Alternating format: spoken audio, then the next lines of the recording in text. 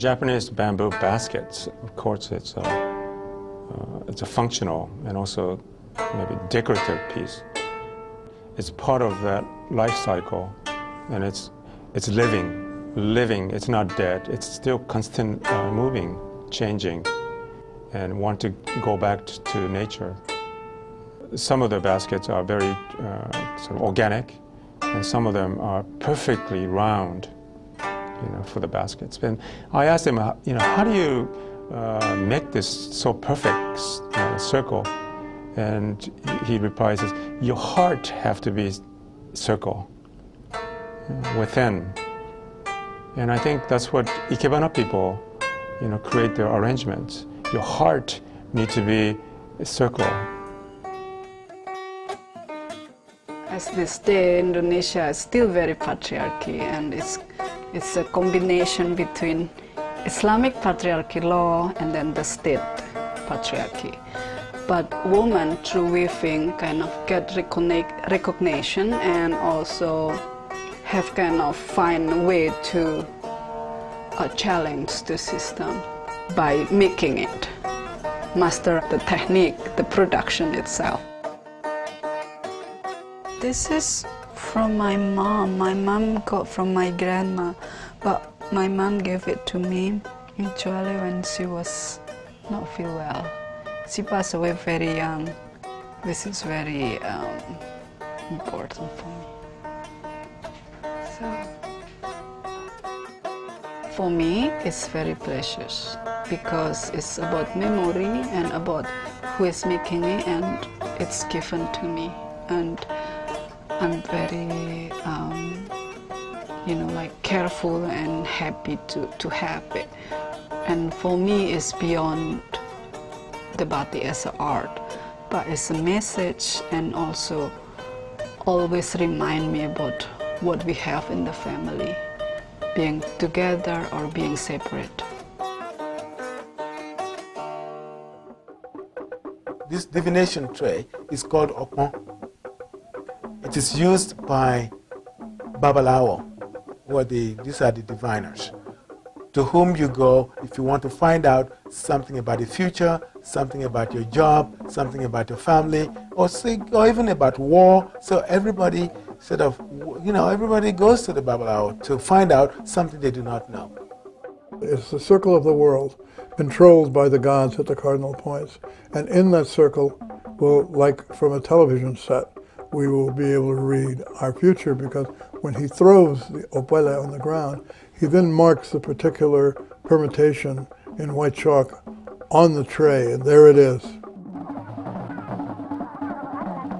The rhythms that back the gods, that back the festivals, included beats like dum dum pa, dum dum pa, dum dum pa, dum dum pa, which is the beat of rap.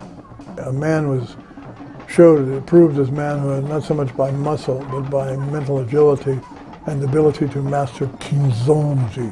Kinzonji means the art of parlance, the art of speech. That whole tradition of rapping in combat situations, that's clearly one of the roots of rap. For me, the beadwork is a form of spiritual prayer. Just the act of threading beads is like a meditation, and it brings you really deep into yourself. Through the process of it, your hopes and your desires kind of take a physical form. When I finish a piece, it's really not completed until after it leaves my hands. It doesn't come to its true fruition, I think, until it's used in some sort of ceremonial context.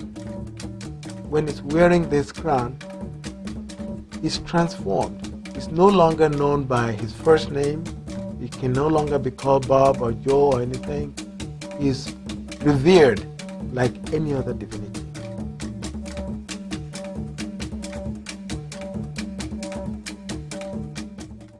These images are representations of the spirit. And whether they're captured on wood or on tin, they are representations of spirit and faith. And people use these images, I use these images, as a way of connecting to that divine source. an object has to serve many levels and many duties and be able to keep its essential quality. So it's not only what it represents, it's what is placed. Every altar must have what I call a noble tension. It cannot be so lame as to be uninspiring, but it cannot be so aggressive as to inspire fear. It has to be powerful to inspire trust, but gentle to inspire confidence. That's the noble tension. It is such an expression of faith. It's also a summoning of the spirit. And what happens when you summon the spirit? You're saying, I believe you exist. And not only do you exist, you care about me, and you're going to help me with my problems. And the more that that faith manifests itself, the more true it becomes, the more the faith increases. And so the practice, itself is regenerative. And pretty soon, people's altars are miraculous. This is a rock. This is a stone. This Shiva Lingam, it's a stone. The forces of nature acted on this, whether it's the hand of the Santero who made the Elegua, or whether it's the forces of the river and the ocean in the case of the Shiva Lingam that shaped and tumbled these stones to come out with this divine shape that they say is the shape of the soul. But at the end of the day, they're objects. What do I do to meet these objects? What do I have to summon up through myself to begin to understand how they live in me? Practically every object that you see on view in these galleries had a specific purpose to fulfill. These objects all intervened in people's lives in some very particular manner. They are objects of artistic genius, but they weren't made only for visual delight. Their visual form and their beauty and their power and their impact are all essential to the ways that they act, the ways that they intervene, but it's the combination of their outward form and beauty and their inner power and efficacy that makes them work. Every year around December 21st, we do a ceremony to recharge the earth with the rays of the sun. It's a practice that has been going on for thousands of years and still continues today. We don't take those old objects out of the museums, but what people will do is they carve new sunstones, because those old sunstones sometimes may have belonged to a particular medicine man or a shaman, and we have to respect that shaman, that medicine man, that family that own that, and new communities will continue that tradition. So it's not a matter of seeing things in the museum that are objects fixed in the past. They're so old that they have no meaning to the present. They have a lot of meaning to the present. Most of our students have never been to a museum before.